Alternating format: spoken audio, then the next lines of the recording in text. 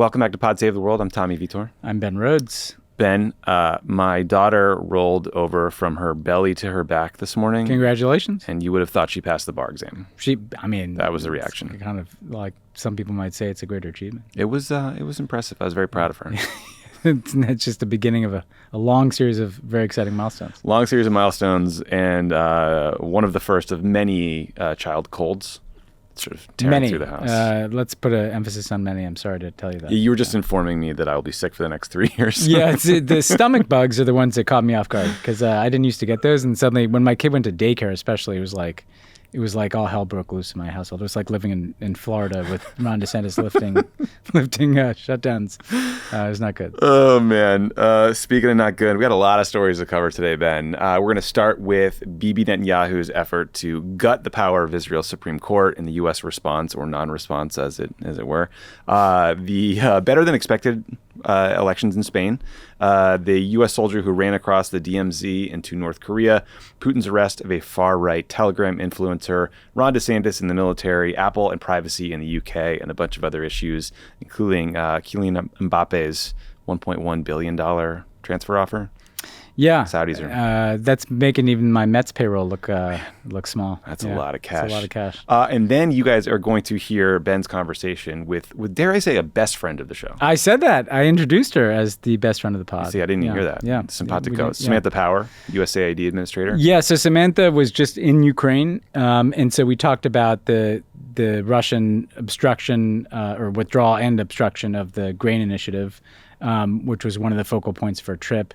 A pretty harrowing description of going to Odessa. Samantha was one of the first, maybe the first senior U.S. official to get out of Kyiv and get down to Odessa, which also came under attack kind of while she was there. Mm-hmm. We talk a bit about how she's looking at the Republican opposition to funding for Ukraine. Mm-hmm. What's her take on that? And also like how she answers some of the criticism that Ukraine is taking up so much of U.S. bandwidth relative to other parts of the world.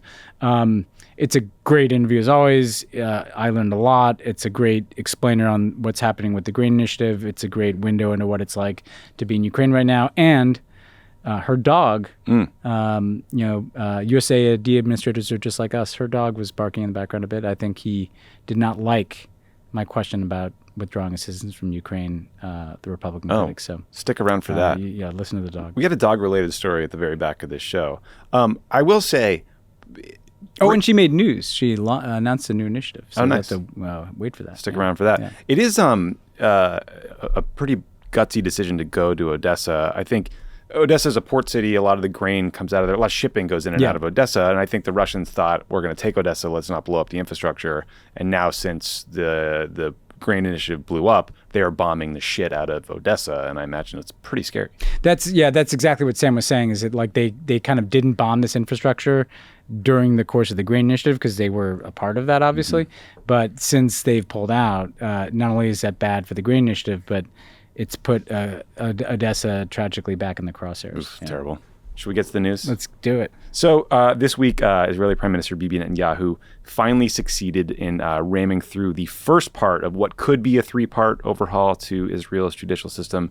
So on Monday, the coalition voted to get rid of the reasonableness standard, which is a process that allows the Israeli Supreme Court to invalidate both appointments and policy decisions made by the government. Now, you might hear this, Ben, and think a random court deciding, or not random, the Supreme Court deciding if something is reasonable or not sounds a bit subjective. I think Bibi Netanyahu would agree with you. I think some liberals would say there's room to reform the reasonableness standard. But to understand how it works, the courts use the reasonableness standard to look at decisions made by the government to say, was it the right people deciding, right? The transportation minister isn't making like an education policy. Was it the right process? Was it done in accordance with Israeli case law? The standard is very rarely used when it comes to these policy decisions. My guy, Amir Tibon from Unrest, not the best one I've done. That's pretty good. We were DMing this morning. He said the most famous case where reasonableness was invoked on policy happened in 2006. When the government adopted a policy to provide bomb shelters to schools near the border with Gaza and then decided not to implement their own policy and refused to build the bomb shelters because there wasn't enough money.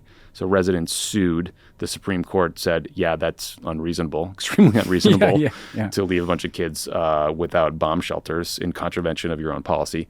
But the reasonableness standard is more frequently used when it comes to appointments, and that is critical because Israel doesn't have a Senate to vet appointments like we do with nominees. The government appoints ministers, and the reasonableness standard is the only way to prevent unqualified people from getting those jobs. A recent example was back in January.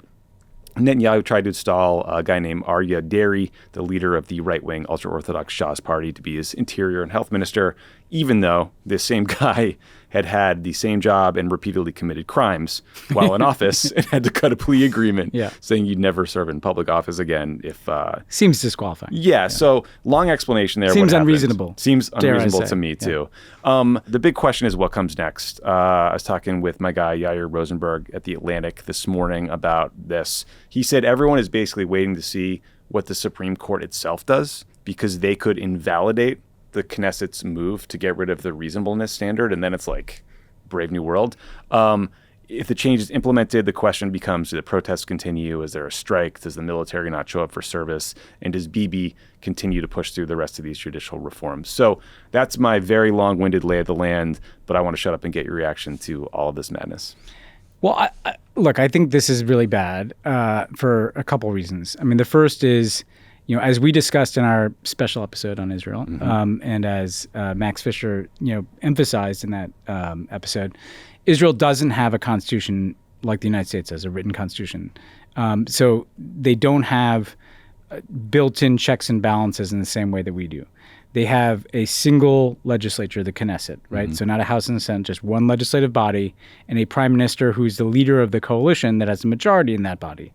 And so if the prime minister can hold together his coalition in a vote, literally the only check whatsoever on the power of that coalition, which, by the way, as was pointed out in your very good interview last week, was elected with a minority of votes, right? Yeah. The Supreme Court, the courts are the only check on what that coalition can do. And so the reason, withdrawing like one major brick of a check on that body is basically beginning to dismantle any check and balance on what is the most far-right government in Israel's history, right? So if you are an Israeli who is, not represented in that coalition, if you are an Arab Israeli citizen who's worried about your rights being taken away, never mind if you're a Palestinian who's worried about the expansion of settlements that the court has sometimes blocked, you're waking up today much more concerned. Absolutely. That there's no voice for you in the system, and that as in an autocratic system, if the autocrat, in this case Bibi and his extreme coalition, decide to do things you don't like, you have nowhere to turn. There's no recourse here, And so that's the first point. And the second point I make is you have to look at the intent of the people making the reforms. Oh, absolutely. These are not good government types who are like, there's a better way of doing the reasonableness standard. And they are open about it. Yeah, these are people who are very open about the fact that they want to turn Israel into a full-bore religious ethno-nationalist state, right, in which Arab Israeli citizens are second-class citizens, in which a two-state solution is eviscerated, and in which a hyper kind of religious agenda dominates over some of the more secular identity of Israel manifested in places like Tel Aviv, and so the intent matters here because their intent is not to reform something that could work better. Their intent is to do the same thing that like a Viktor Orban has done in Hungary, which is to eke through an electoral victory. Frankly, Orban won by more than they did, and then methodically dismantle any checks and balances so that they can essentially transform the nature of Israel from a democracy to an illiberal autocracy. And that sounds alarmist, and sure, if they stopped here, it's bad and could be worse, but like, why would they stop here? Well, like I just didn't. They keep telling us what they're going to do. That's right. They keep telling us that they're going to ran through all this crap. The reason you're not at all alarmist is because Bibi Netanyahu, who is usually savvy, I think, got pushed along by an even more right-wing coalition and tried to do not just this little piece of his judicial reform, but tried to do the whole thing at once, which included changing how judges are chosen to get the ruling party more control over how picking those judges. First thing that Orban did, by the way, after he took power in 2014. Yeah, it's the playbook. Same playbook. And then the Netanyahu coalition wanted to pass a law that said a simple majority in the Knesset can overrule a Supreme Court decision. So basically, there's no point in having a Supreme Court. And there's also sort of like a class element to this. If you read a lot of the reporting, the courts are more liberal. They're seen as more educated. So are some of the striking people, by the way, like Air Force pilots. And Bibi's coalition is this kind of like right-wing Orthodox, kind of MAGA-like, if we're being honest, group of people. And there's a real question of whether Netanyahu is losing control. There's this now kind of iconic image of Bibi sitting in the Knesset. On his one side is his defense minister, on the other is the justice minister. And they're just screaming over him about these changes. And he's sitting there, and he literally just had a pacemaker put in during all of this. That didn't slow this psychopath down. So I think the thing a lot of people are wondering is what comes next, right? Does Netanyahu, who is facing 3 corruption cases, does he fire the attorney general? Does he strip away some power from the attorney general? Do these protests continue? There were 28 weeks of protests. And, last night or 2 nights ago, Ben, there were images of these protesters getting brutalized in ways that frankly looked like how security forces treat Palestinians in the occupied territories daily. Yeah. First of all, with Netanyahu, you have to remember that this man is above all usually interested in the perpetuation of his own power. And at every single turn in his career, he has always chosen the right, and I mean right in the political sense, rightward pathway to cling to power. There's nothing about Bibi Netanyahu that suggests that at some moment he's going to stand up and, discipline the far-right members of his coalition and take the greater interest of Israel at heart. He's cast his lot with a bunch of extremists, and we've detailed how extremist these people are repeatedly, but that's the direction he's going. And there's no reason to he's been telling us who he is for a very long time. Since the 90s. Yeah, and one of the things that is so frustrating to me, and I've ranted about it before, so I'll just mini rant about it now, is that if you said these things out loud, if you said 10 years ago or 15 years ago, this guy is a far-right politician who has no interest in a Palestinian state and no interest in Israeli democracy relative to his own power, it was oh God, how dare you say that? How could you insult our sacrosanct, ally Israel? No, it's not about Israel, the people. It's about this guy and his coalition. They're a bunch of far-right people that are interested in dismantling Israeli democracy. They tell us this over and over and over again, and we just kind of choose not to hear it, or we choose to think that somehow that momentum is going to get arrested on its own. It's not. This is what's happening. That they didn't care that these people protested. Sure, it slowed it down, but didn't stop them from doing what they want to do.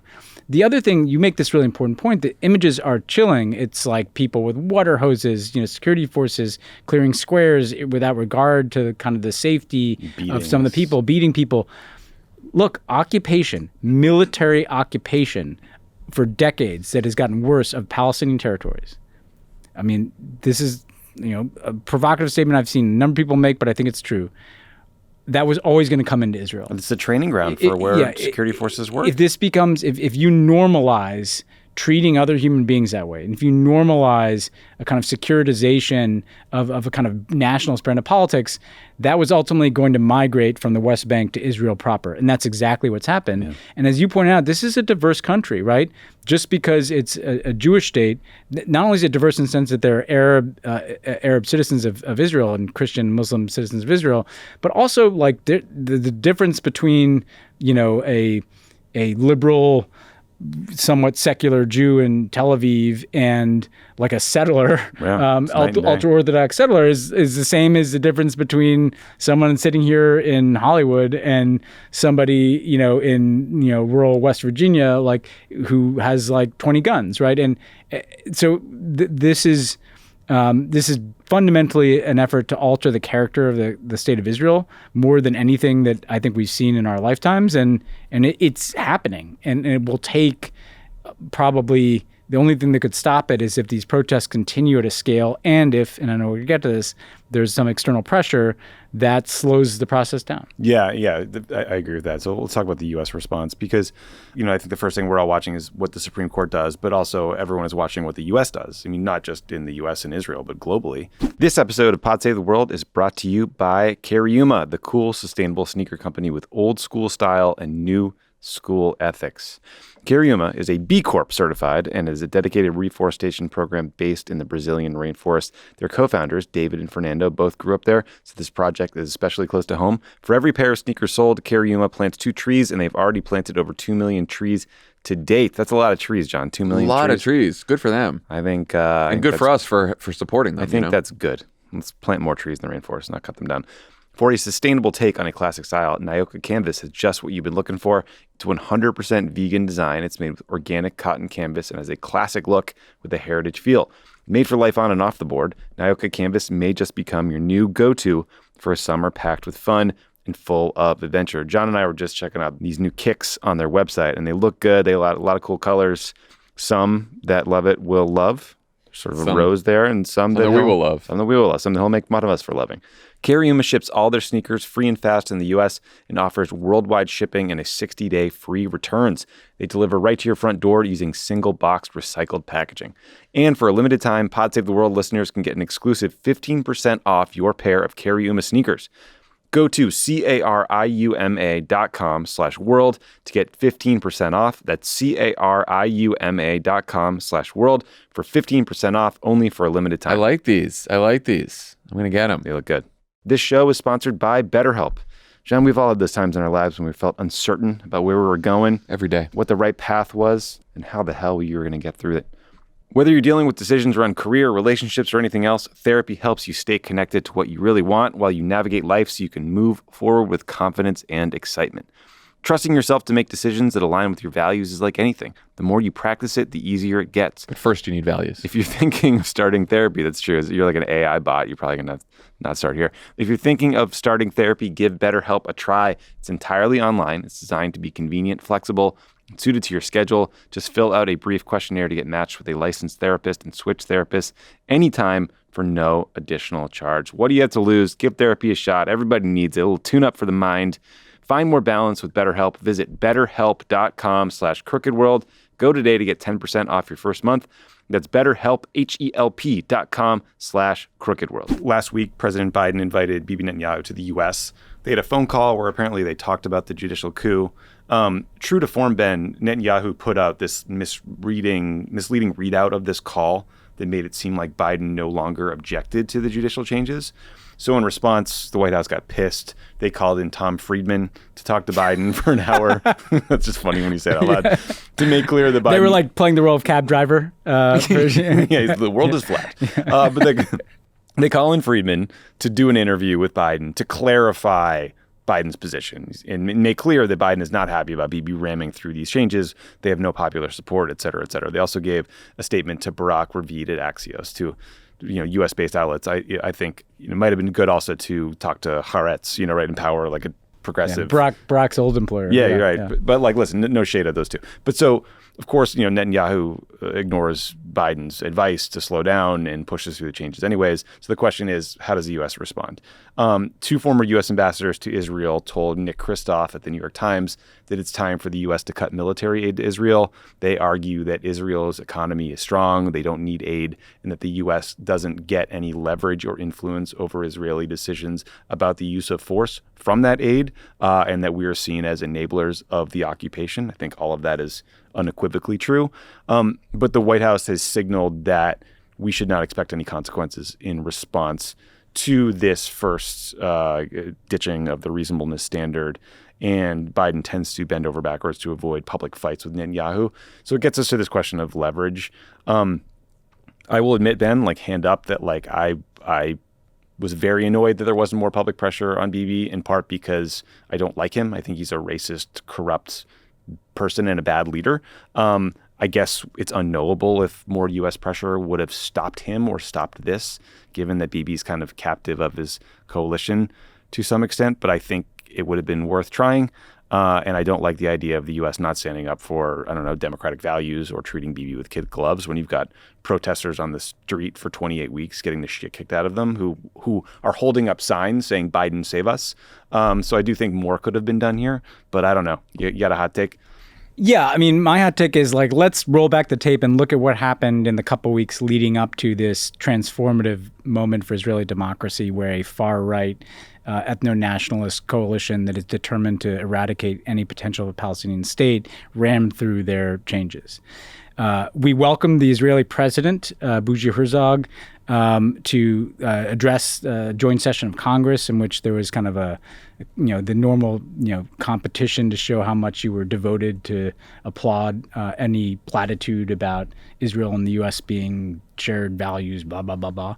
There was an invitation extended to Bibi Netanyahu to visit the White House by Joe Biden.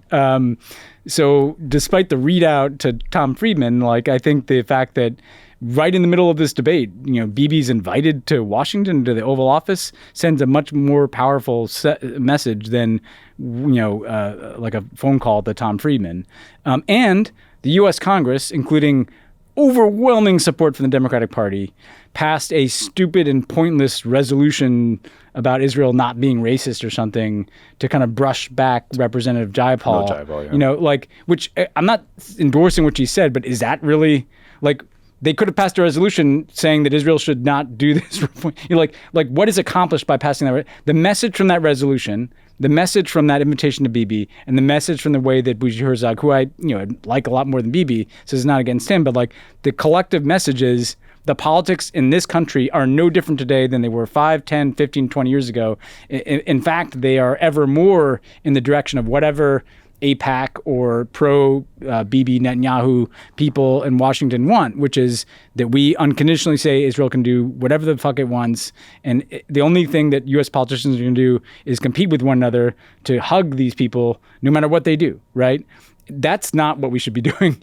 But at the same time, the Barak Ravid, and when I was in government, I used to call Barak Ravid and read him out. He's a great reporter. Yeah, he's a great reporter. But that's such an elite insular conversation, right? That is Tom Friedman, Barak Ravid. That's you're talking to a very small number of people who follow this thing closely. That's not reaching a wide audience. That's a way of kind of covering your tracks with a certain elite conversation. What can you do? Disinvite Bibi Netanyahu, right? Criticize this much more forthrightly. Say that we are going to be looking at our assistance relationship based on the direction of Israel's democracy. If you and I, way back in 2019, I think, were at a J Street conference asking every Democratic presidential candidate whether they would condition assistance on things like annexing the West Bank. This should be on the table too. Absolutely. This is the number one recipient of U.S. foreign assistance in the world. I guess Ukraine right now is more, but in terms of regular basis, we're talking on order of nearly $4 billion, if not more than that, a year. We should say we're not going to give you all that assistance if you ram through the rest of these reforms. Why not?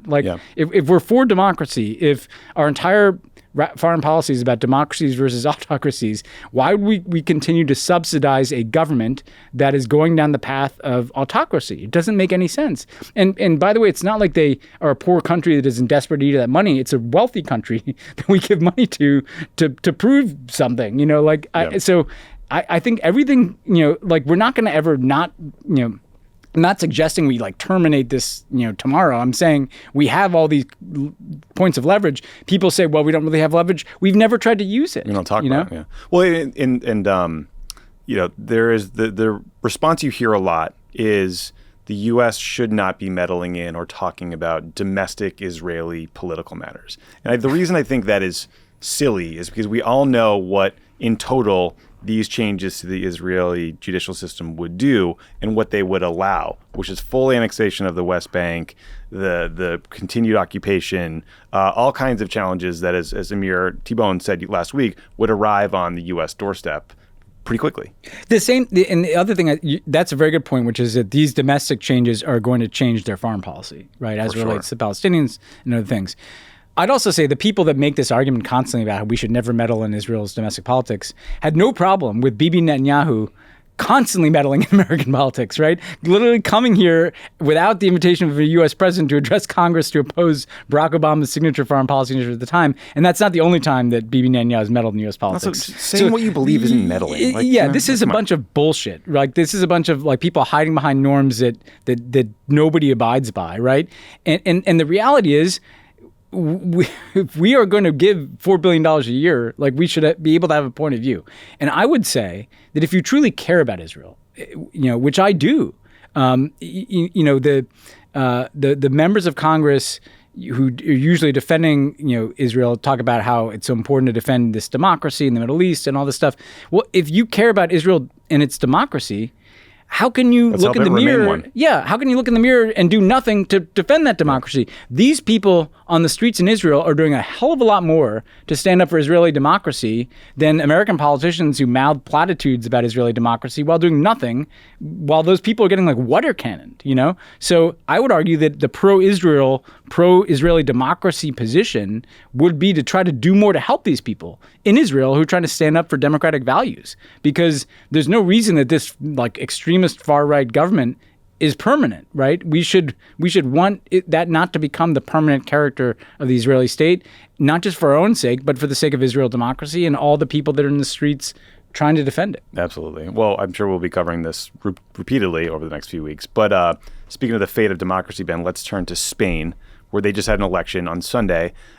Many people going into this election were afraid that Spain's center-right party would win the most seats in the election, but not win enough to form a government, and that they would end up forming a coalition with the far-right nationalist Vox party. Now, Vox isn't Ezra Klein and Matt Iglesias. Vox is terrible. Max Fisher, by the way, didn't he start Vox? Fisher, yeah, absolutely. Terrible. We should give him shit about that. Yeah. Max, why are you anti-immigrant? Why did you found a far-right Spanish political party? I didn't know you've been to Spain. But the Vox is like anti-immigrant, they're anti-LGBT rights, they're hostile to the EU.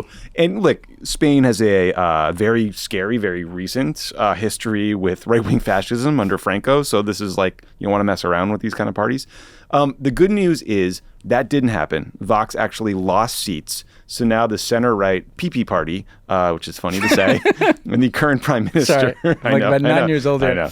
And the current prime minister and the center-left socialist party, they're both going to try to cut deals with smaller regional parties to cobble together 176 seats to have a majority in the legislature to run the government. So, Ben, how are you feeling about this outcome? The question I have is whether Vox's stumbles had to do with issues specific to Spain, in particular, the prime minister's pretty deft handling of Catalan independence and kind of diffusing that issue, which a lot of people think led to Vox's rise, versus a broader trend and maybe struggles for these far-right parties. That's me wish casting. No, I think the wish casting is true to a point, because what we've seen is that in a lot of these countries there's kind of like a ceiling on these particularly odious far right parties, right? So the AfD, the Nazis in Germany, they kind of top out about 10%. Vox is kind of topping out around 15%. The uber right wing party in the Netherlands usually tops out at 10 to 15%. And, Marine Le Pen has gotten a little more than that, but she's tried to moderate. She tried to play the same game that, we've seen in Italy, but that still hasn't allowed her to get over the threshold of winning an election. So I think there is something to the reality that, there's a difference between kind of center-right nationalist sentiments and anti-immigrant politics that have allowed kind of certain right-wing leaders to come to power in parts of Europe. Particularly in Central and Eastern Europe, a little bit more right-wing. But in some of these Western European countries, there's kind of a ceiling on the far right. Among the uncertainty is, Spain is one of the countries that has the rotating presidency of the EU right now. So you'd like to have a little bit more stability there. But a good result in seeing Vox fall this short. Yes. Here's our weirdest story of the day, I think. So last week, a U.S. soldier on a tour of the demilitarized zone, or the DMZ, the area between North and South Korea, decided to leave a tour and sprint across the border and into North Korean custody. So this guy's name was Private Travis T. King. His motives aren't clear yet. We know that he's a 23-year-old private second class. He's been in the Army since 2021, serving as a cavalry scout at a base in South Korea near the DMZ. He had recently spent 47 days in a South Korean jail for beating someone up at a club in Seoul last September, I believe. And then I think he kicked the car of the cop car that came, broke the cop car. Yeah, sounds like a real class act. Yeah, he got in some real trouble. So this guy was in South Korean detention for a while. He got out on July 10th, then he spent a week sort of under observation at a U.S. military base. He was supposed to return to the U.S. on July 17th, where he likely would have been disciplined further or kicked out of the Army. U.S. officials escorted him to the airport, but not to his gate because they didn't have tickets. And so instead of flying back to Texas, King left the airport, spent 12 hours finding his way to a tour of the DMZ, and then fled to North Korea. The North Koreans haven't said anything publicly about what happened. The U.S. government says they've reached out to North Korean officials via the UN, but haven't heard back. I think people are wondering, is this a guy going through a mental health crisis? Yeah. Is this a defection? Is this someone coordinating with North Korean intelligence and been working on this for a while? Apparently there was a van waiting for him on the North Korean side of the border, which suggests there was some degree of planning, but who knows? Maybe that van is always there. What do I know? So Ben, if King defected, or I guess regardless, I'm sure the North Koreans will get some limited intelligence out of him, but hopefully nothing too sensitive, although the Discord leaks taught us that anything can happen. Yeah. But the Wall Street Journal had a great piece on sort of the history of these incidents. At least 6 U.S. military service members have defected to North Korea over the past several decades. Army Sergeant Charles Jenkins defected in 1965 and was used in propaganda for nearly 40 years before finally getting to Japan and returning. American defectors are apparently cast as evil American soldiers in these North Korean like agitprop films about the war. The scarier example is... That's interesting. Isn't that interesting? Yeah, you become like a movie star. You become a movie star like in the worst way possible. Yeah, You're just like, all right, now you're evil again. Yeah. You don't really get to, extend yourself or learn your craft. Yeah. The scarier example is Otto Warmbier, who was an American student arrested in North Korea when he, I think, ripped down a political poster. He was then beaten and or denied medical care that led to brain damage and his death in 2017. So, Ben, this is a huge mess, and it doesn't sound like one that will be resolved anytime soon. But I don't know if you have thoughts. Well, we don't know. Yeah, like you said, I mean, it's hard to judge when you don't know whether this person had like a real mental health issue or whether they just had a nefarious intention to defect and potentially share information with North Korea. Either way, like I guess the observations I'd make are, first of all, never a good bet to think that it's going to turn out better for you in North Korea. No. Just uniformly across the board, whatever this guy thought he was looking at back home, or whatever he didn't like about the U.S. or South Korea, he's not going to find anything better over there. No. And so I don't mean that in a humorous way. Like, it's tragedy for whatever informed his judgment. It's not going to turn out well. I think the other point that we've talked, oftentimes there's, and I'll be careful here, but there's a huge umbrella put over anybody that is detained in foreign countries as, they're all hostages. But there's differences here, we've talked about the differences between a journalist who's detained, like Evan Gershkovich in Russia, or Jim Foley in Syria, even like a journalist even trying to cover a tough spot like that. Or Laura Ling, who was taken hostage by the North Koreans in, when was that, 2008, 2009? 2009, she gets out. And then there's people that maybe, let's just say, exercise some poor judgment, right? The hikers, that we dealt with, which I'm not trying to attack them or anything, but these guys accidentally hiked into Iran. These guys accidentally hiked in Iran, and that that's a weird place to go hiking, but I'm glad they got home, and it was important. And it was important to try to get them home.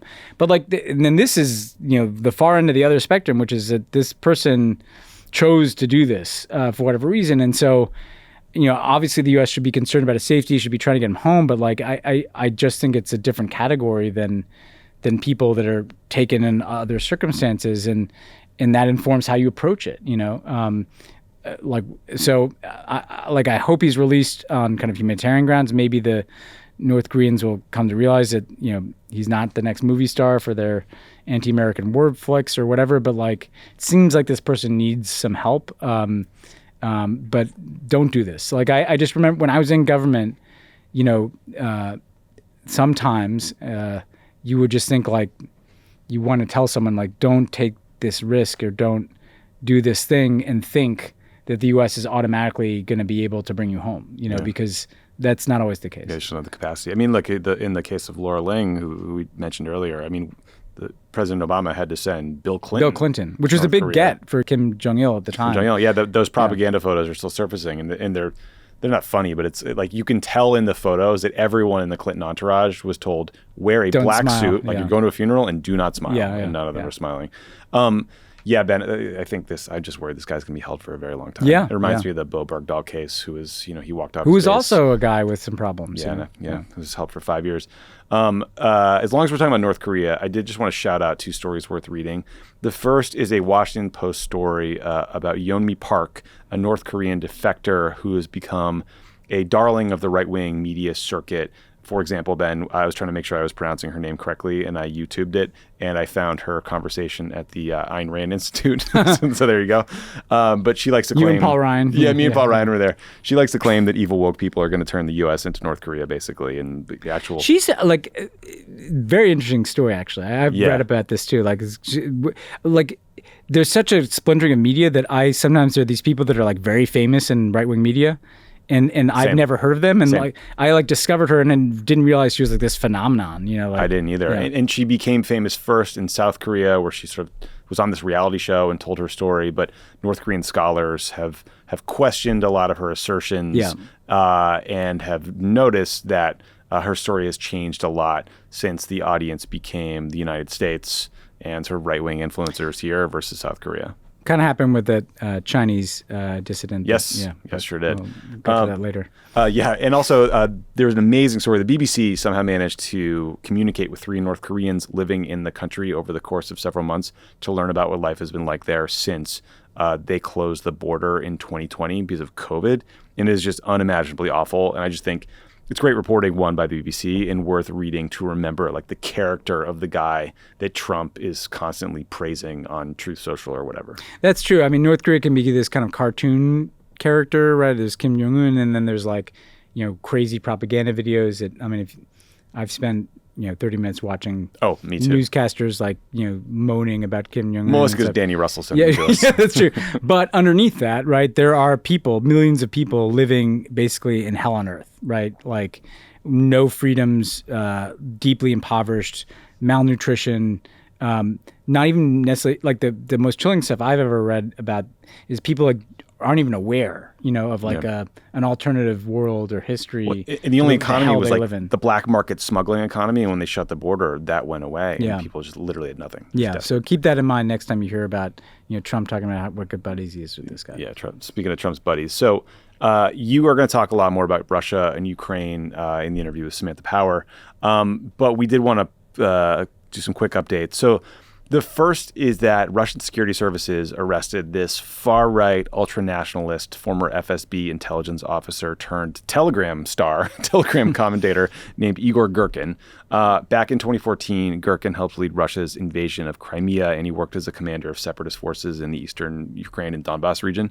A Dutch court convicted him of facilitating the transfer of Russian surface-to-air missiles from Russia to Ukraine that were used to shoot down Malaysian Flight 17, so he's a very bad guy.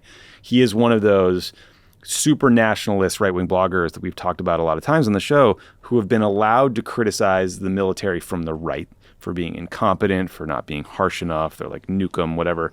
But he appears to have lost his fucking mind after the Prigozhin mutiny and started criticizing Putin himself in harsh ways. So Ben, this is from the Financial Times. Girkin on his blog has called Prigozhin a traitor and ridiculed Putin's decision to meet with him and other Wagner commanders just days after the mutiny, suggesting it was a sign of weakness on the president's part. This is a quote from Girkin. Wretched whining complaints about partners for a very, very long time. The president's rhetoric does not even remotely resemble traditional male standard. The country will not survive another 6 years with his cowardly mediocrity in power, and the only useful thing he could do before the end is to ensure the transfer of power to someone truly capable and responsible. So that'll get you killed.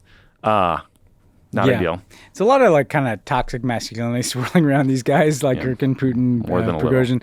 But like I think this is important. I did too. First of all, this is like an important guy, right? Like I knew about this guy back in 2014, 15. I mean, he was one of the people that was kind of fomenting this Potemkin, separatists in eastern Ukraine rising up. I mean, he was like a commander. He was like a real figure. He wasn't just like a guy with a blog on Telegram. He was like right? Tucker Carlson leading. the Tucker Carlson had a militia in like the Donbass, right? Right, exactly. Which maybe Tucker, Arizona. Actually, that may happen. Yeah, that may be the next. that's his next the move. next is X TV show. new will be, media company, right? Yeah.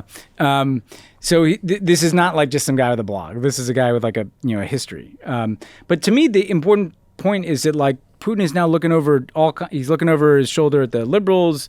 He's looking over his shoulder now at the right wing guys who are starting to criticize his manhood and his capacity to rule. He's looking over at Prigozhin and Belarus. Like this is not going well for him. There's starting to be a multiplicity of people that don't want to see Putin in charge of Russia, such that he's putting all these different people in jail.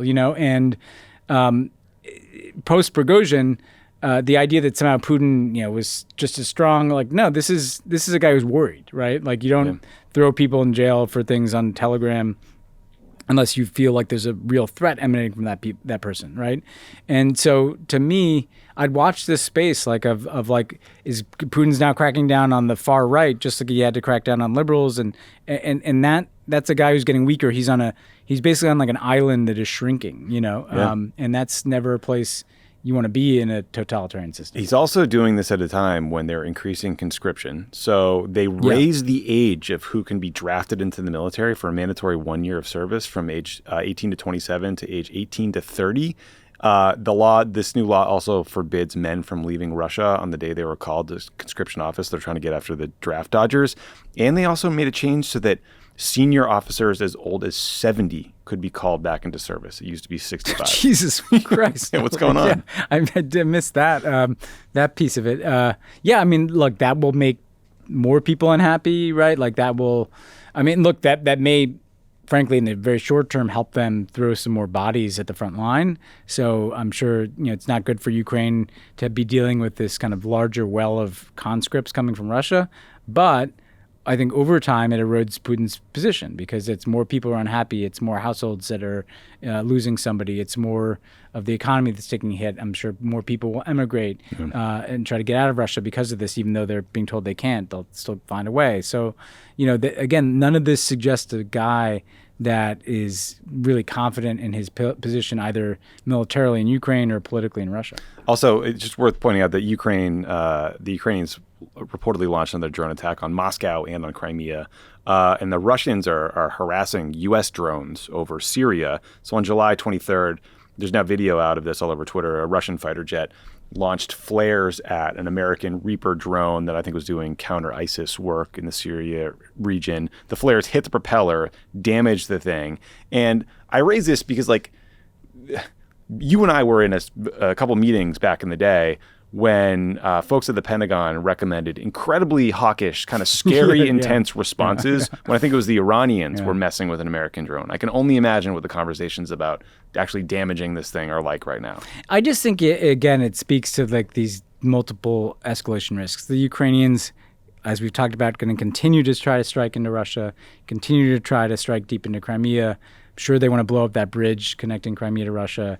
The Russians are fucking around in Syria, where we obviously have a lot of military assets, including some troops on the ground. There's just the more this war goes on, instability in Russia and flashpoints in these different places, are going to be increasingly coming to the forefront. For sure.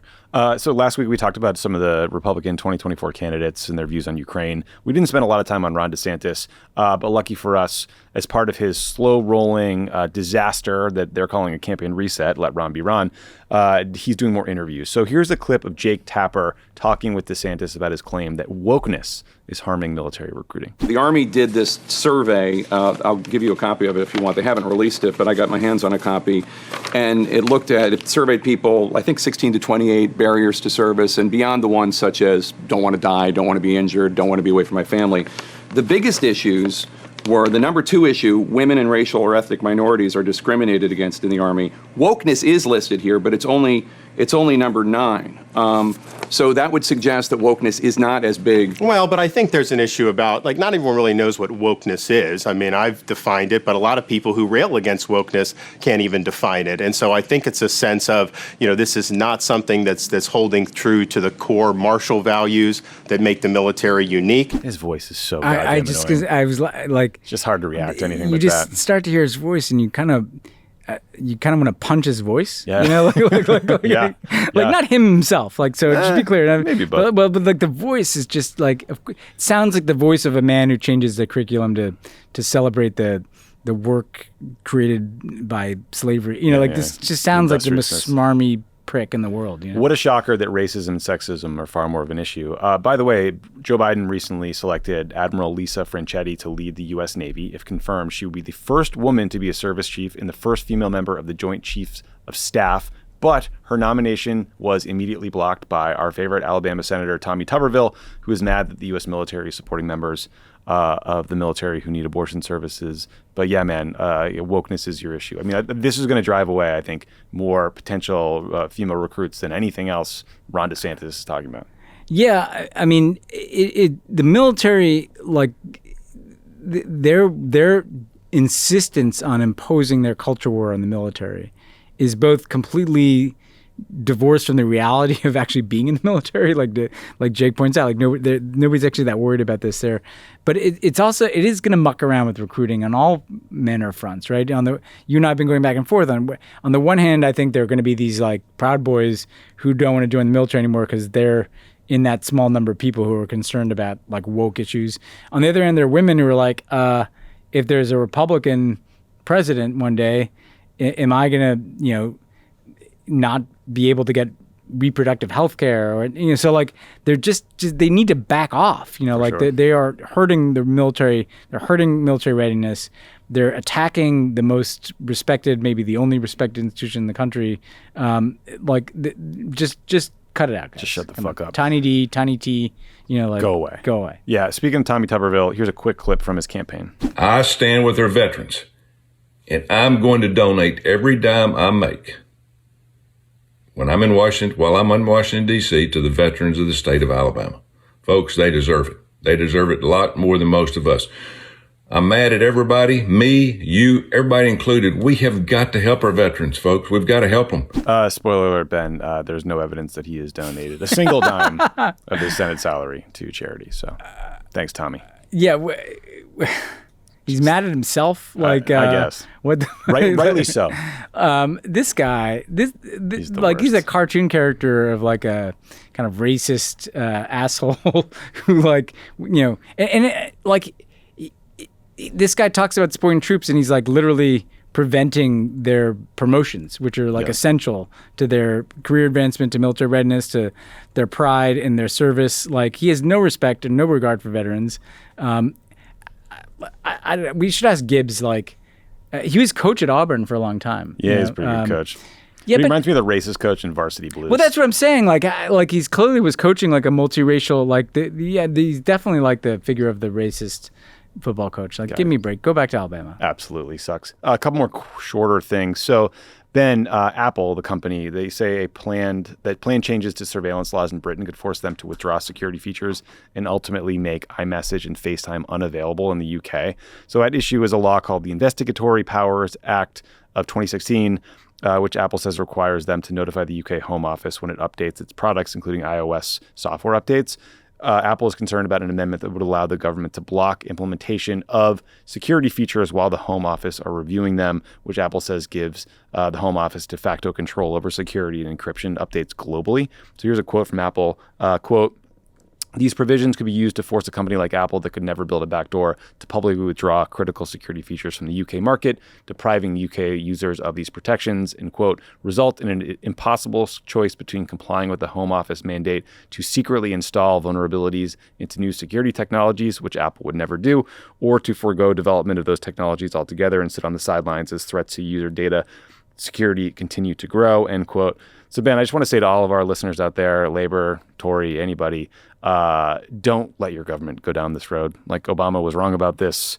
We all deserve to communicate privately. Do not let vague threats or suggestions of terrorism scare you. Like, there's better ways to catch child predators and terrorists than installing a backdoor into fucking iMessage.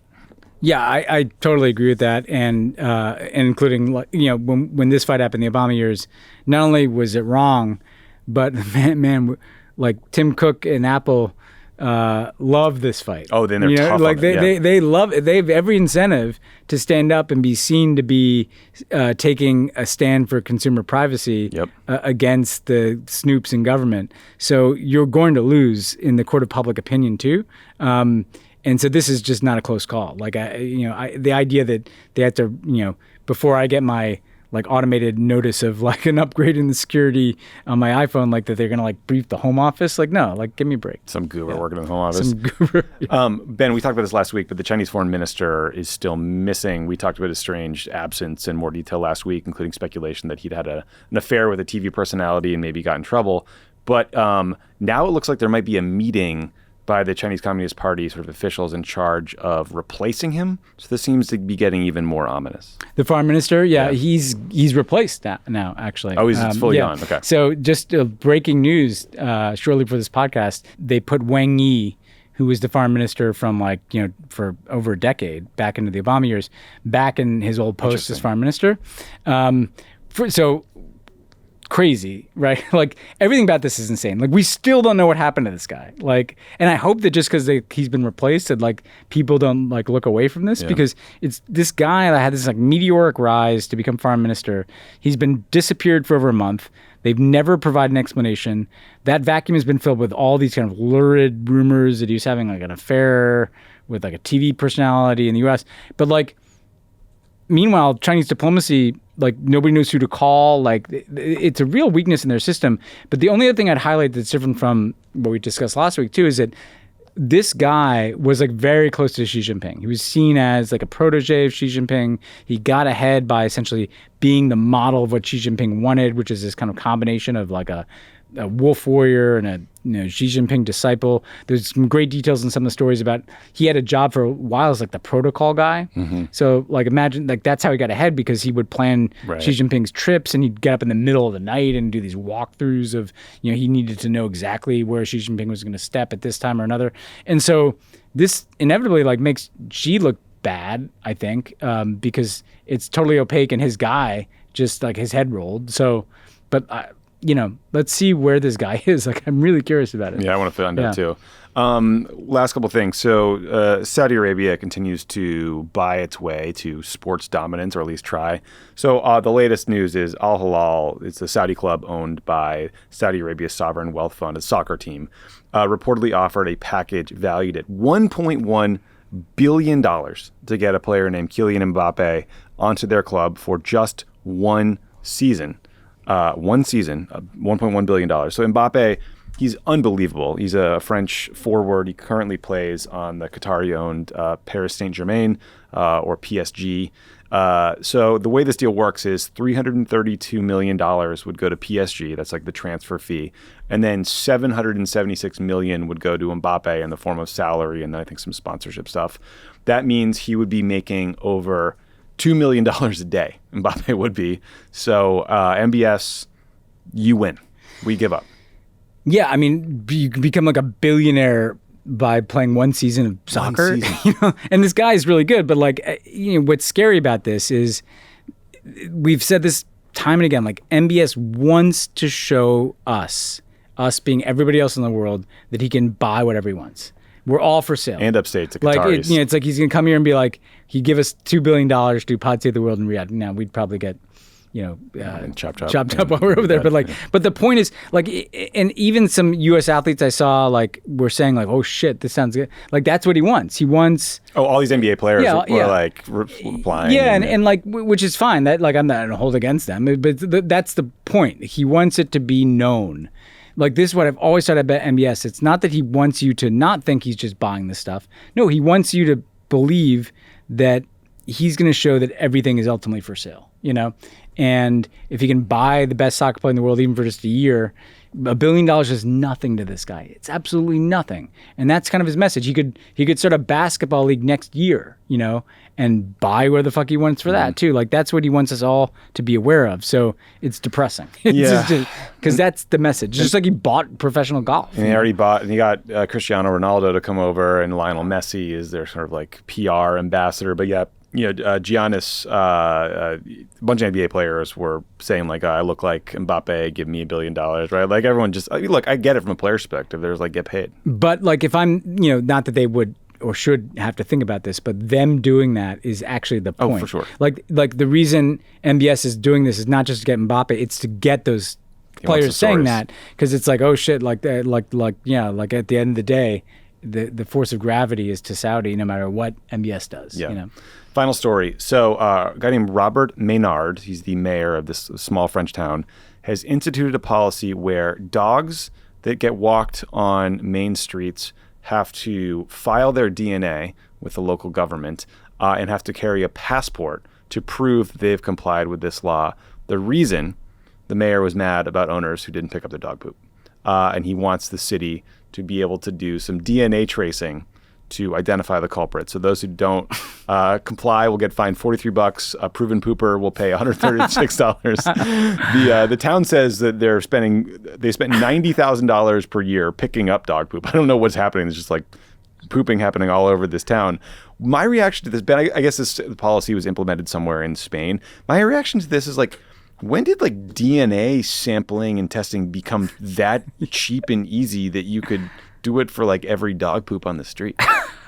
Yeah, it seems a little aggressive, and I didn't know that as like 23andMe to dog DNA testing. I mean, I wouldn't mind someone DNA testing whoever's taking a fucking dump on the grass in front of my house, like, but on the sidewalk. But like, seems a little A little aggro. I think this guy's like a far-right politician. A little aggro for local politics, but I mean, I share the end goal here of like not, but.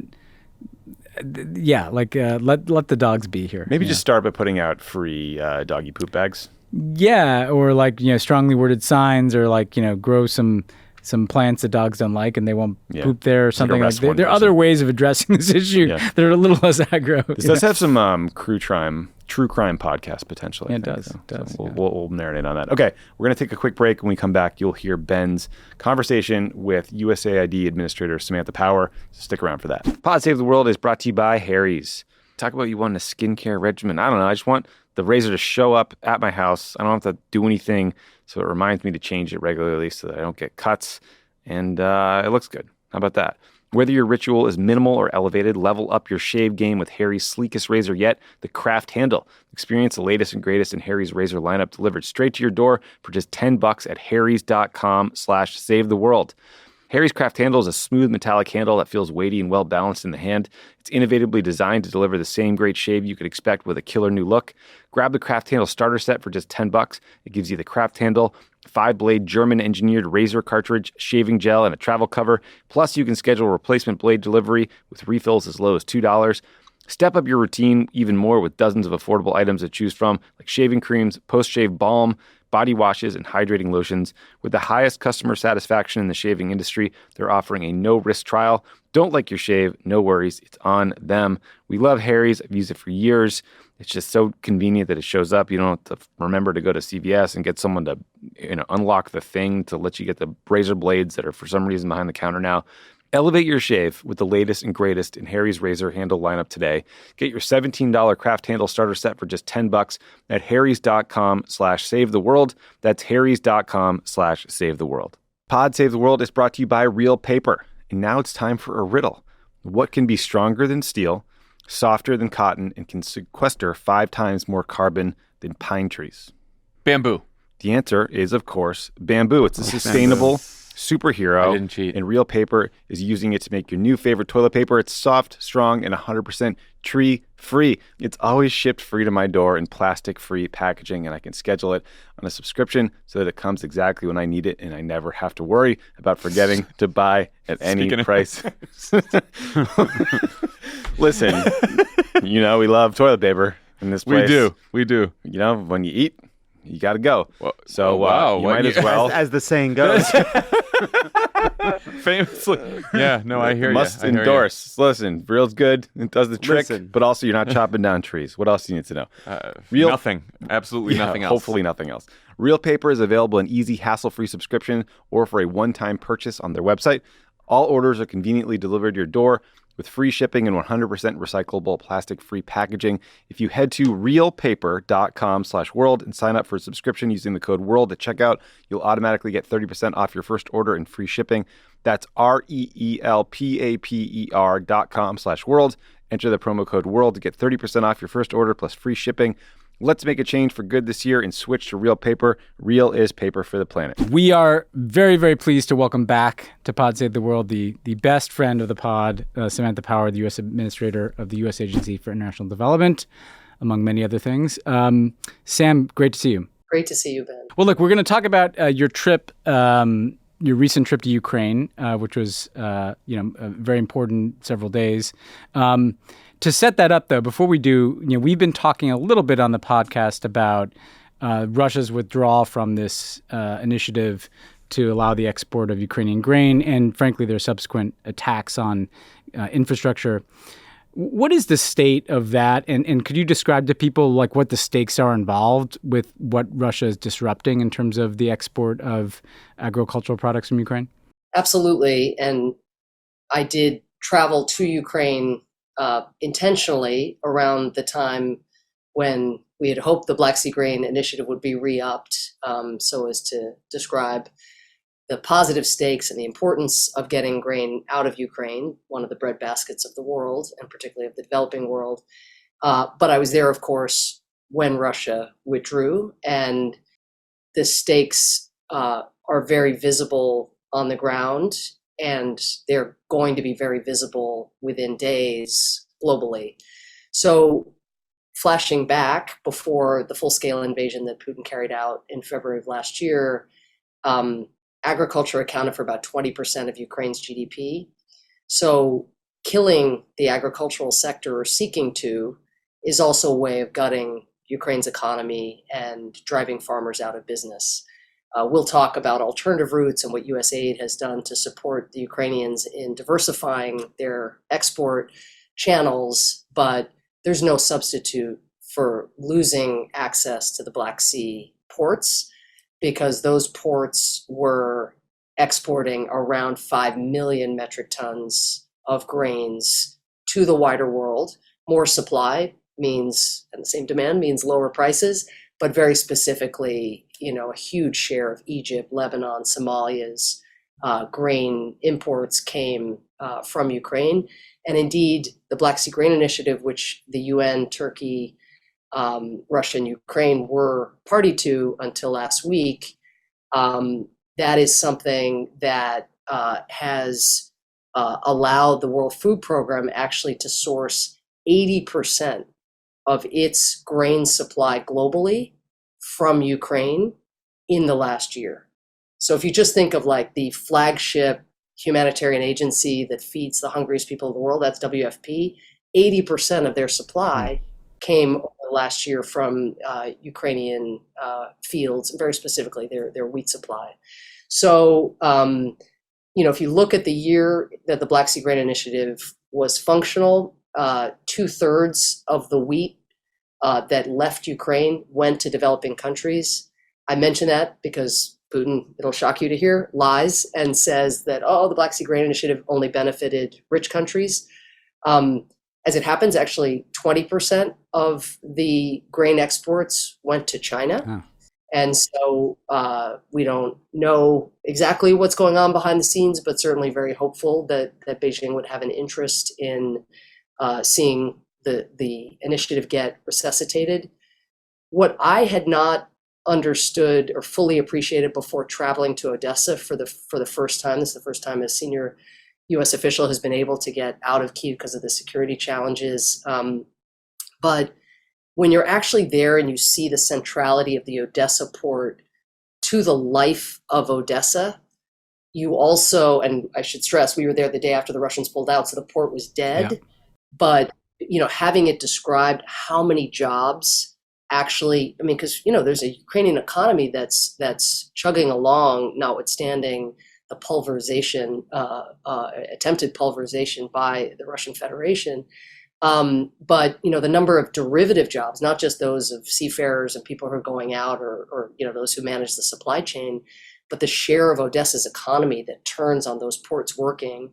And this, Ben, I really has really hit me just the last couple of days in seeing Russia target downtown Odessa, not just the grain silos and the other port infrastructure, but downtown Odessa being part of this UN brokered enterprise had actually bought Odessa a year-long reprieve from missile attacks. So now the question of Ukrainian refugees, are they going to come home? Are they not? Which Zelensky is counting on in advance of the school year so that they can go back to work, so that there can be more tax revenue.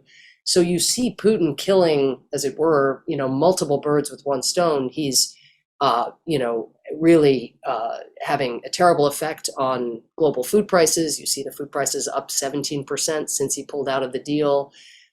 He is going to make it very hard for Ukrainian farmers, even with USAID support, to make ends meet because the cost of exporting grain through other channels is so much greater. Again, we've diversified those channels. We are going to get the grains out, but it's much more expensive. So the profit margin for your average farmer isn't great.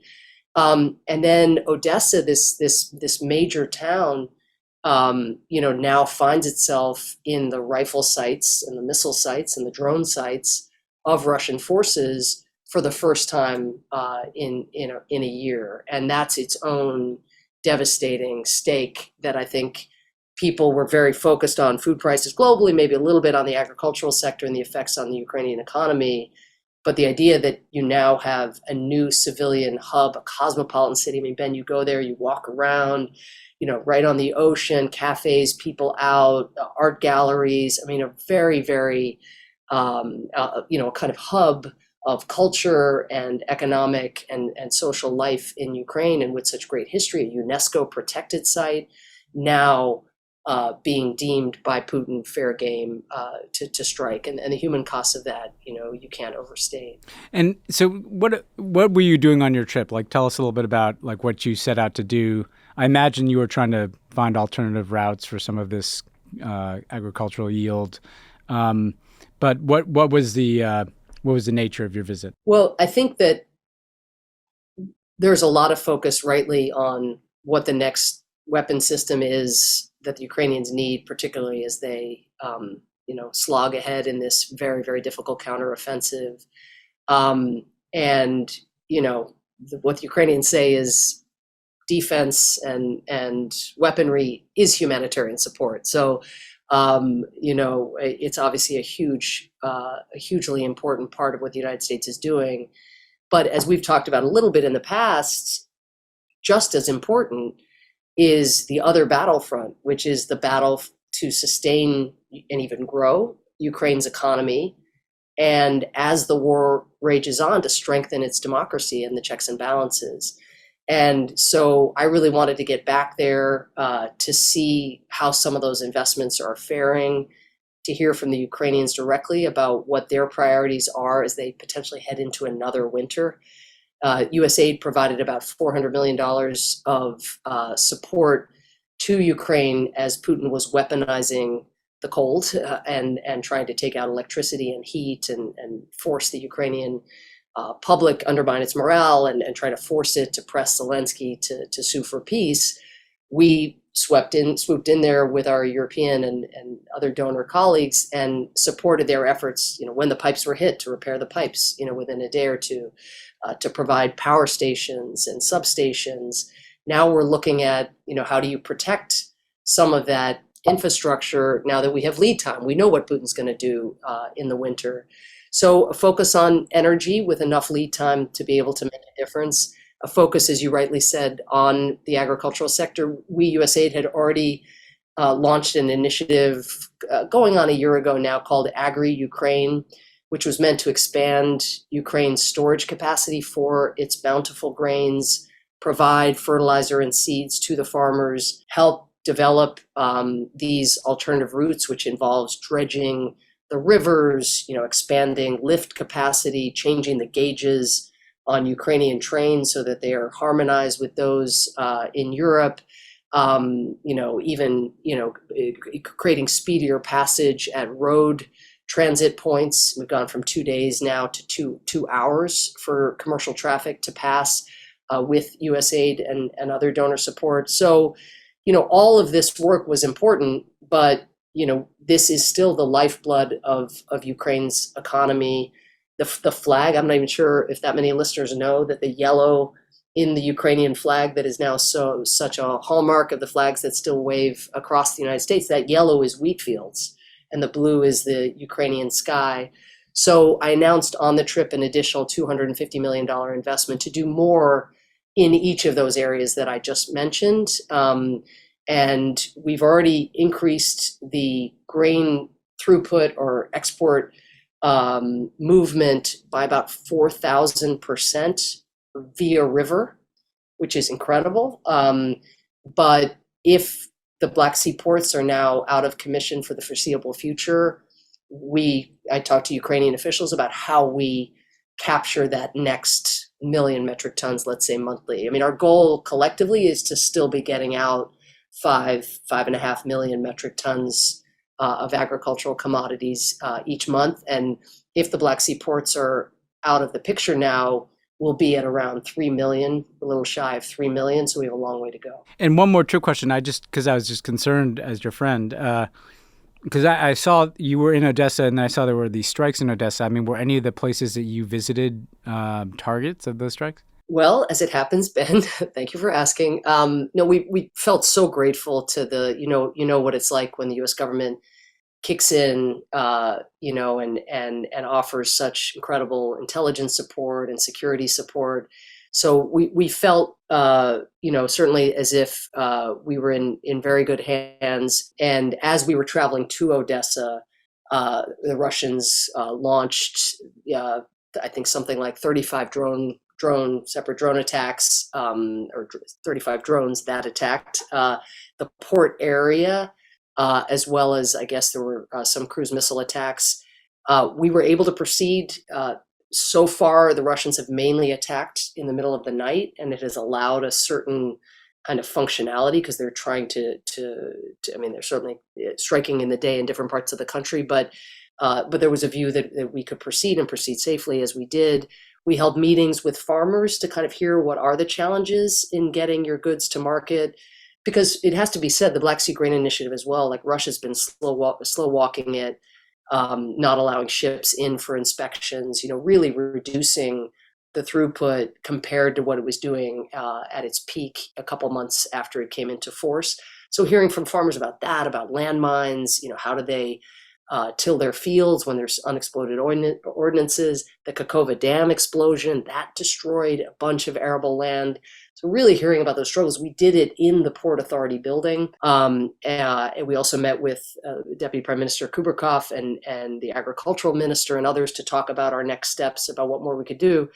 And then eventually, at the end of a very long day in Odessa, we got back on the train. As we were on the train heading to Kyiv, more strikes occurred, including on the grain infrastructure right next to where we were. And in fact, the very Port Authority building where we had held the meetings was badly damaged in that second set of strikes. So I'm glad to be home. I'm incredibly grateful to the people who supported us, but above all, mindful that that's Ukrainian daily life. So it did bring home how volatile it is, how no place is safe. I mean, you're down there in the port, sun is shining, you see the cranes and the freights and all the capacity that is there, just wanting to feed the world. And then a day later, much of that infrastructure has been severely damaged.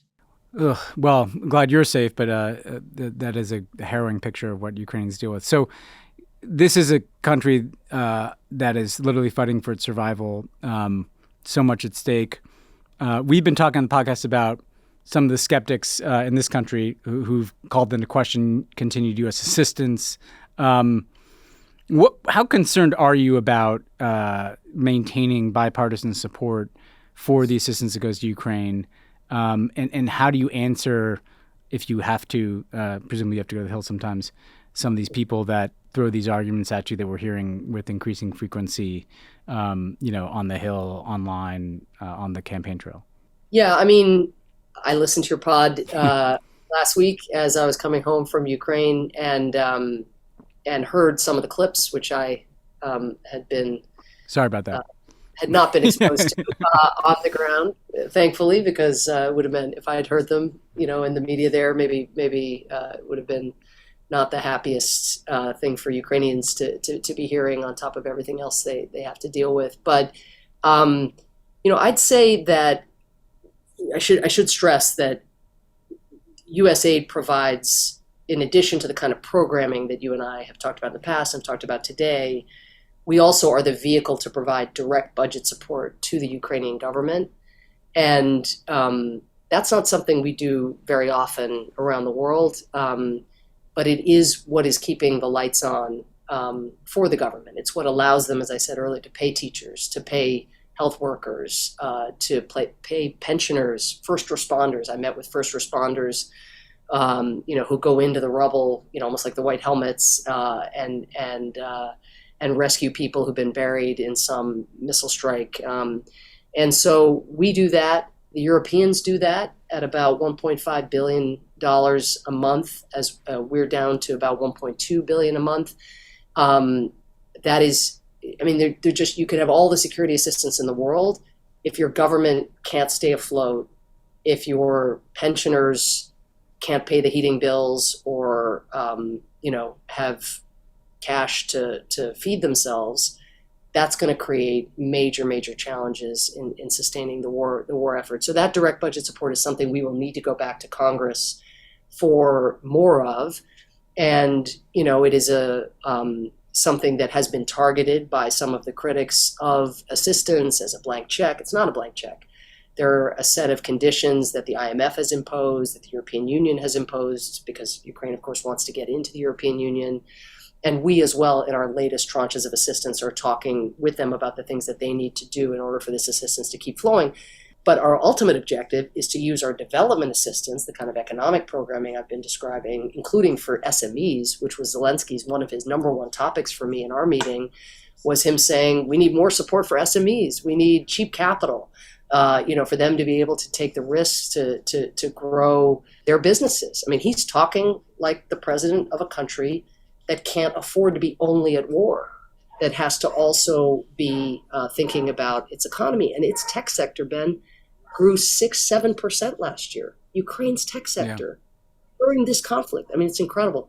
So back to your question, direct budget support, I think, is something that people, those who criticize have criticized. But I would draw your attention to something that didn't, I think, make big headlines last week, which is in the big debate over the National Defense Authorization Bill, you had some of the loudest critics of foreign assistance in Ukraine trying to actually use the NDAA process to withdraw funding. So you had Marjorie Taylor Greene from Georgia offering an amendment to strike about $300 million in Ukraine funding that had been authorized in the draft NDAA, and that failed 89 to 341, 130 Republicans in the House joining Democrats in voting against it. Another proposal from Matt Gaetz would have prohibited all security assistance for Ukraine along the lines of some of the clips that you played last week, some of the recommendations by certain vocal figures. And that failed 70 to 358. And to be honest, those numbers align with what we are hearing so far, again, from Republican leadership. What I don't know, and what is very hard to predict with regard to any piece of legislation, is questions about what vehicle at what time, and the President Biden, hasn't yet gone to Congress with the full scope of what a supplemental assistance package will look like. And of course, with the debt ceiling deal, there's a lot of hijinks, I'm sure, that will occur.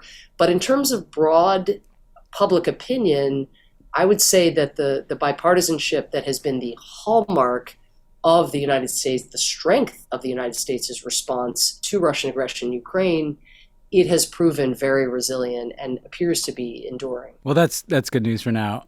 So it's good to hear that. I have one last question for you, which I'm more sympathetic to, which is a tough question, right? You're someone who I know cares about things beyond Ukraine, right? And I have a lot of friends in Africa and Asia, Africa in particular, who point out, why are you guys so focused on this relative to Sudan or relative to any number of issues in the Horn of Africa? I know USAID has a lot of programs there, but obviously, you have to put a lot of weight, bandwidth, resources into Ukraine. What do you say to people, because I know you travel to those places too, what do you say to people who make the argument, look, okay, we get it, Ukraine's important, but why are you so focused on this relative to other things? Like, how do you make a global argument to a skeptical audience that this isn't, out of proportion to other challenges in the world? Well, I'd say a couple things. I mean, first, this kind of naked cross-border aggression, actually in a pretty messed up global system is pretty rare. Yeah. When you think about it. And it does tap a kind of universal sense, particularly among small countries, that, you need to live safe in your skin, safe within your borders. And, other countries shouldn't be invading you and trying to lop off, in the case of Ukraine, the entire country or large chunks of your country, as a lot of countries have experienced in their history. And so I do think that there is something quite singular about the form of aggression that Russia is taking. I'm not saying that what I'm saying is entirely persuasive to those who bring understandably the question that you pose, but I think it is part of the answer, is that this is, if we are collectively to succeed on behalf of the principle of non-aggression and sovereignty, this is a powerful signal as well, to aggressors.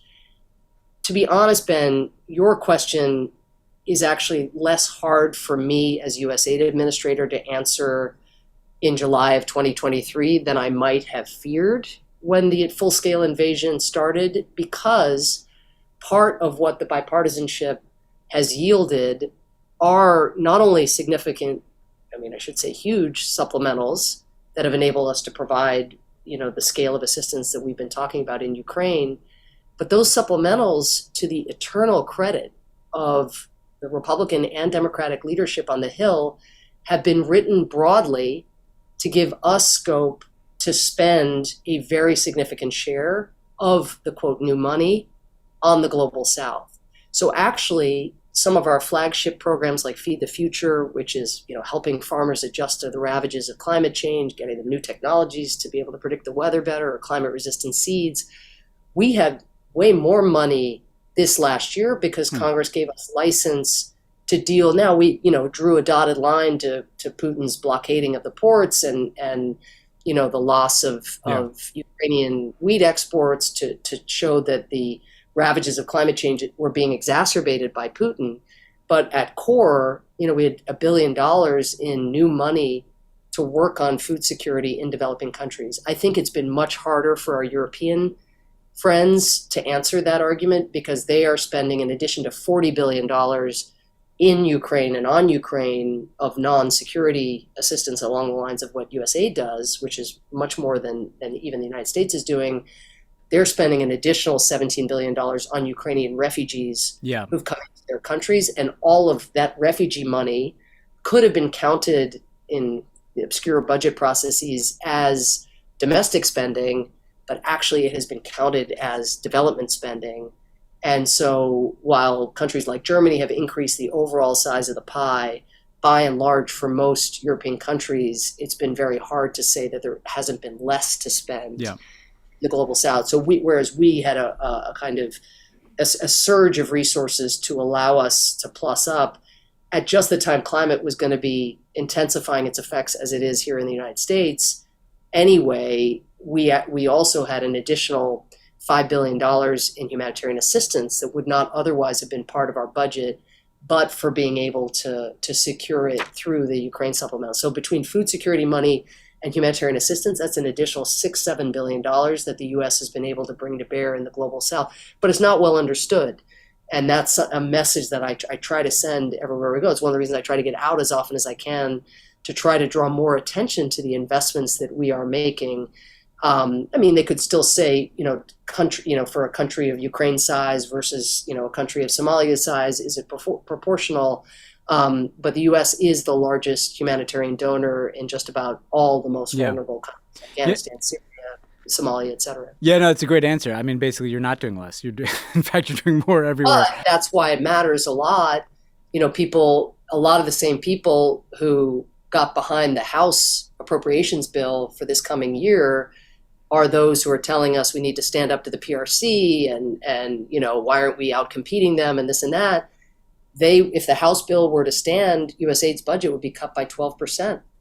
And there'd be no supplementals if their worldview, in a sense, were to go forward. So, we could see very, very dramatic cuts. I may not be able to give you what I hope is a compelling answer, within a couple months if we can't embrace the recognition that, standing up for this international order, leading in the world, showing an alternative development model to that practiced by the PRC, which is much more extractive and about building dependence. But all of that also turns on making actual investments and not thinking you can do it on the cheap. So, Sam, I understand you also have one more announcement of a new initiative that you're pursuing. What's this about? Well, we thought Pod Save the World was, with its young audience and its tech-friendly audience, would be a great place to share that. One of the things we're trying to do much more of is private sector partnership. And we have partnered with a company called Skydio, which is a leading U.S. drone manufacturer based right there in California. And Skydio, with our ground team willing to support the deployment, is going to provide 9 autonomous drones to the Office of the Prosecutor General of Ukraine to help it document war crimes. And basically, these drones have 4K cameras that are going to be used to take photo and video content to document war crimes, including of mass graves and other sort of forensic requirements. There are about 115,000 documented instances of destroyed civilian infrastructure. Sadly, that number will be going up now with the attacks on the grain infrastructure this week. That's a classic example of intentionally targeting civilian infrastructure, but all the attacks on electricity and heating infrastructure is part of this. And so these drones are now going to be at the service of the Prosecutor General of Ukraine to look at occupied frontline communities and liberated territories. And I think it's just a great example of going beyond the kind of old way of doing assistance to bring new tools to bear to support people in need. That's great. I mean, marrying technology with a focus on justice speaks to the innovation of both Ukraine and USAID under your leadership. So we're happy to lift that up, Sam. Well, everybody should continue to root for you and USAID and consider careers in USAID and urge Congress to give USAID the resources they need. Your Red Sox took a series from the Mets. I'll put on the table maybe the $300 million plus wasted payroll of the New York Mets should go to USAID. Probably be money better spent than some of it. but it's great talking to you, Samantha, and we'll keep in touch and continue to follow your good work. Thank you, Ben. And thanks for just caring so much. And you know, each week I can get my own Black Sea Grain update by listening to the pod. yeah. We'll try. Great talking to you. Thanks again to Sam for doing the show. God, Kylian Mbappe, just go to like Real Madrid or something. You're going to end up making $1 billion anyway over the course of your career in endorsements and salary. So this is my one answer to this is like, it's enough. Like, how much is enough? Messi just went to Inter Milan, MLS team, and I forget what his salary was. He got paid a lot of money, but he earned it back in free PR by kicking the nastiest free kick that anyone in America has seen in MLS. And I'm sure he'll make hundreds of millions of dollars in U.S. endorsements because he's at Miami too. So it's not just salary. It's your dignity and other things. Amen to that. All right, well, that's it for us. Talk to you guys next week.